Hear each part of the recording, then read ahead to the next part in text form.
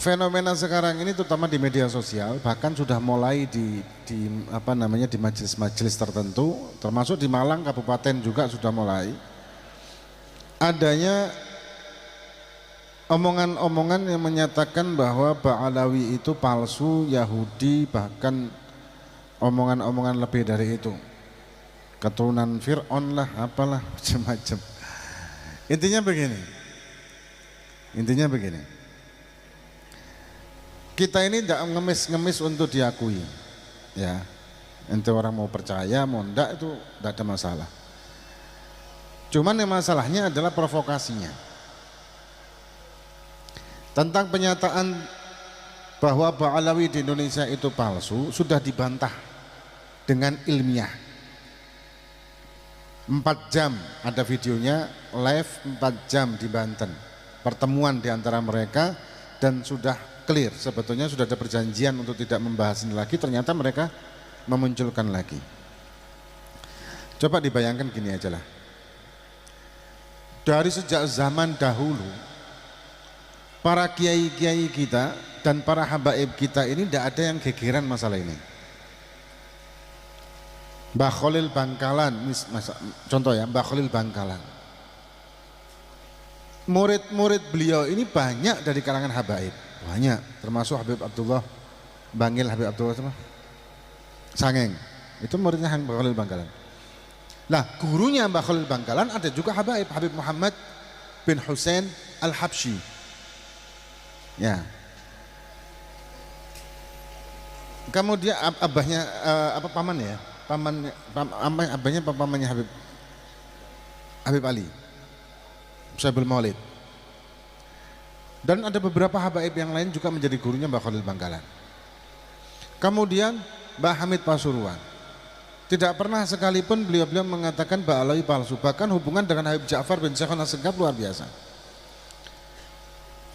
Kemudian Mbah As'ad Syafi'i, kemudian banyak lah pokoknya ya, Mbah Hasyim Asy'ari, Hadratus Syekh, dalam kitabnya selalu menyebutkan tentang masalah Ba'alawi adalah benar nasabnya, bahkan beliau juga punya jalur sanad ke Ba'alawi, murid beliau juga ada Ba'alawinya, para habaib. Nah, apakah beliau-beliau tersebut tidak tahu kok baru muncul satu orang karena sakit hati kemudian memakai dalil, dan dalilnya ini bukan menyatakan palsu tapi menyatakan bahwa dalam kitab itu tidak ada nama ini, dan itu kan bukan sebagai hujjah. Jadi Ana tidak mau bahas panjang lebar masalah ilmiahnya, ini panjang, kalau masalah ilmiahnya panjang, tidak usah. Cuman Ana bahasnya begini loh, sejak zaman dahulu para kiai, para habaib tidak ada masalah. Apakah beliau-beliau ini tidak pintar hingga tidak tahu itu kitab, gitu loh. Mereka orang alim, mereka orang-orang wali, orang-orang luar biasa, dan hubungan habaib dengan kiai harmonis. Al-Walid, anak punya Abah Habib Alwi, murid-murid beliau banyak para kiai-kiai, termasuk Kiai Jubri ini, Kiai Basuri Alwi, Kiai Abdul Manan, Basuri Asikosari, Kiai Rahmat Bongko, dan banyak. Dan juga para habaib juga banyak santrinya. Dan Al-Walid belajar sama Habib Abdul Qadir, dan juga pernah ngaji sama Kiai Yahya Gading, Kiai. Jadi antara Kiai sama habaib zaman dulu itu harmonis, hubungan guru santri. Nah sekarang ini mulai diadu domba dengan luar biasa kayak gini. Bahkan sepertinya sistematis diatur, benar-benar diatur dengan omongan dan cacian yang podo kabeh. Anak bukan merasa marah atau enggak, malah kita ketawa, cuman ini bahaya. Ketika kita live suka muncul dengan kata-kata yang ya segitu-gitu aja bulat. Habaib Yaman Yahudi, habaib Yaman keturunan Dajjal, Fakih Muqaddam itu Fir'aun, pemana? Nah, banyak kadang-kadang ada bagian lucu-lucuan, babi, khinzir, apalah segala macam. Omongan-omongnya senada semua dengan akun-akun yang palsu. Nah kemudian ada juga yang gerilya ke majelis-majelis, dan banyak yang menerimanya seolah-olah ini kebenaran, tapi itu memecah belah. Yang menjadi masalah begini loh, ketika ada seseorang yang kita cintai, ya seorang kita cintai, misalkan di sini santrinya Habib Alwi kebanyakan, baik langsung maupun tidak. Pasti cinta dengan Habib Alwi. Ya. Kemudian beliau ini dicaci maki oleh orang. Kira-kira panas napa mboten? Panas. Pasti itu wajar. Pasti panasnya, pasti ngamuknya. Manusia ini punya hawa nafsu dan punya sifat dalam nafsu ini ada marah juga. Yang tidak terima ketika direndahkan, apalagi yang direndahkan adalah orang yang dia cintai. Para habaib-habaib dicaci maki dengan dajjal, iblis lah apa segala macam.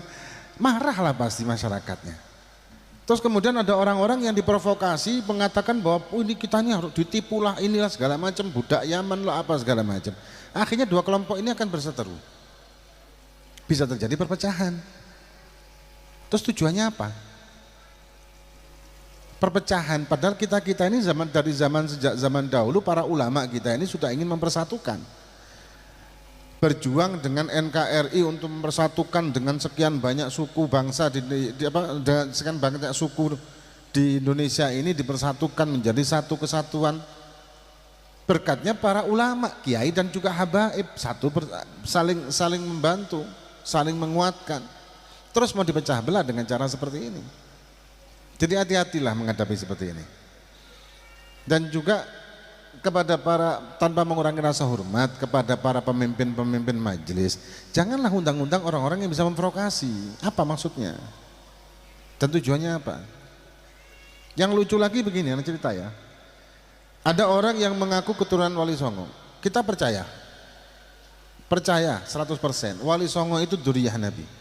Sangat percaya. Dari jalur Amul Faqih Muqaddam, dari jalur Alwi bin Ubaidillah bin Ahmad bin Isal Muhajir.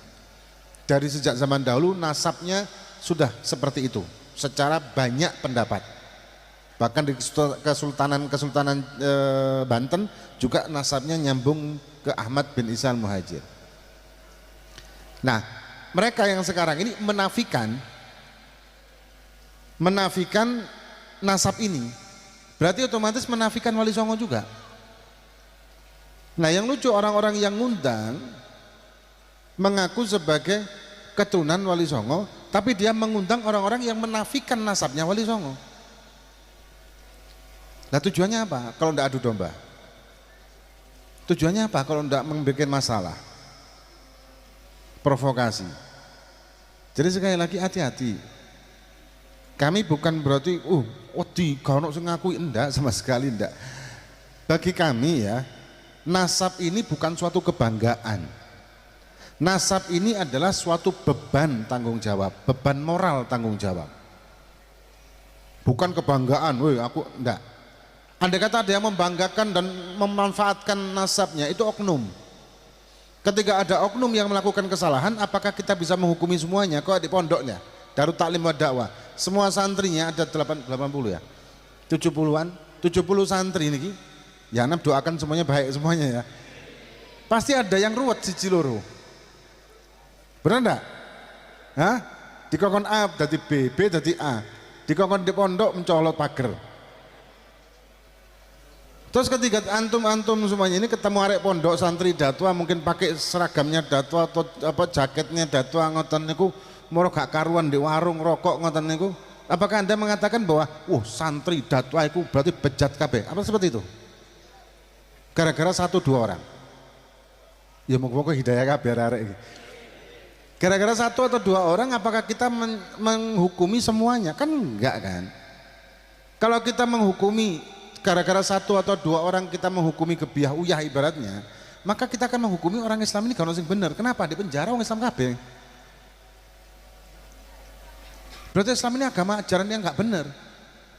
Rampok lah segala macam lah, koruptor lah, rata-rata Islam yang di penjara-penjara ini. Kan begitu. Gebiah uyah kalau ajarannya wong Inggris kan. Jadi hati-hati. Dan antum-antum ini kalau misalkan ada oknum-oknum poro dzurriyyah niki yang melakukan kesalahan dan menjual nasab yang seperti itu, ya amar ma'ruf nahi mungkar wajib. Wajib hukumnya tetap, bukan malah digonggong ngoten mboten. Karena nasab itu merupakan beban tanggung jawab, bukan merupakan kebanggaan dan bukan untuk dijual belikan. Ya. Terus yang terakhir, yang lucu nih wong-wong nih ya di medsos apalagi, kalau kadang-kadang yang guyu. Orang-orang jahil semuanya. Misalkan ya, ada contoh Sayyid Muhammad Al-Maliki itu merupakan duriyah yang benar. Karena dia adalah Sayyid, bukan Habib. Duh. Terus komentar-komentar, iya kalau di sini tuh Habib itu pasti palsu, kalau Sayyid enggak. Loh apa bedanya Sayyid sama Habib? Hah? Kayak Syarif sama Habib apa bedanya juga? Sebetulnya mau doa ya kan? Syarif Hamid, Sayyid Hamid Al-Ghadri, ada juga mengatakan Syarif Hamid Al-Ghadri, Pontianak, Sultanan Pontianak yang menggagas apa namanya Pancasila itu, yang lambang Pancasila, ya kan? Di situ dikutuk, lah kalau ini Habib benar, kenapa? Karena bukan Habib gelarnya, karena gelarnya bukan Habib. Lucu, kadang-kadang lucu. Tapi orang awam yang jahil, yang tidak tahu ilmu, kemakan, iyo. Dek kene gelarnya gelar Habib kudu Sayyid. Berarti Habib palsu kabeh, sing Sayyid sing bener. Padahal Sayyid itu ya Habib itu ya Sayyid, apa bedanya? Hanya julukan saja kan, Habib itu julukan kepada Sayyid yang alim sebetulnya. Sing alim dijuluki Sayyid, apa sing Sayyid sing alim dijuluki Habib. Sing gak alim kayak kita ini julukannya sebetulnya Sayyid. Ono maneh? Habib itu tidak pernah haji. Kenapa? Gelon Habib. Apakah ada yang mengatakan menggelarkan Habib Haji Fulan? Gak ono kan? Di medsos, dan subhanallah komentarnya banyak dan menyetujui. Iya bener, tidak pernah saya tahu ada gelar haji di belakang Habib. Wah, kadang-kadang lucu ngeten lagi. Cuman ngeten loh. Tadi yang kembali ke pertama, kenapa bahas ini? Karena sudah mulai panas. Anda melihat dari beberapa video para muhibbin ya habaib ini sudah mulai membuat statement untuk bergerak. Lah ini kan bahaya toh. Kita tidak ingin kekerasan, tidak ingin perpecahan di sini. Jadi hati-hati. Kita ingatkan, kita jeneng-jenengan hati-hati. Kalau memang ingin nyari kebenaran, cari kebenaran dengan benar. Bukan delok di medsos-medsos ngoten niku sing gak jelas. Cari kebenaran, ayo. Buka-bukaan kitab nggih monggo. Atau gak jauh-jauh, gampang aja. Ada 4 jam di YouTube ini bisa kita lihat di mana di Banten pertemuan ilmiah dan semua sudah kejawab di situ. Selesai sudah sebetulnya. Jadi intinya sekali lagi kami bukan apa-apa untuk mengatakan seperti ini, enggak, bukan takut gak diakui segala macam, tidak butuh pengakuan sih sebetulnya kayak Kampunten ya. Kepinginnya cuma diakui sebagai muslim kata dulu. Kemudian kami cuma ingin supaya ada persatuan di antara kita. Kami ingin supaya ada ketentraman dan kedamaian. Karena sudah mulai gejolak ini membahayakan sudah.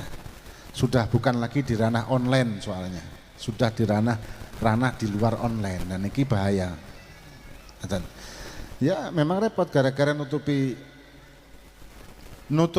borok sing gede diciptakanlah luka yang kecil untuk nutupi borok sing gede tadi. Terus luka sing kecil ini apa caranya digedeno supaya cukup untuk menutupi luka yang besar tadi. Ya nggak perlu kita bahas lah, apa pasti ngerti kabeh insyaallah. Ya mungkin kita semua tetap diberi hidayah oleh Allah Subhanahu wa taala, tetap disatukan oleh Allah Subhanahu wa taala dengan mahabbah, cinta kita kepada Allah, cinta kita kepada Nabi kita Muhammad sallallahu alaihi wasallam.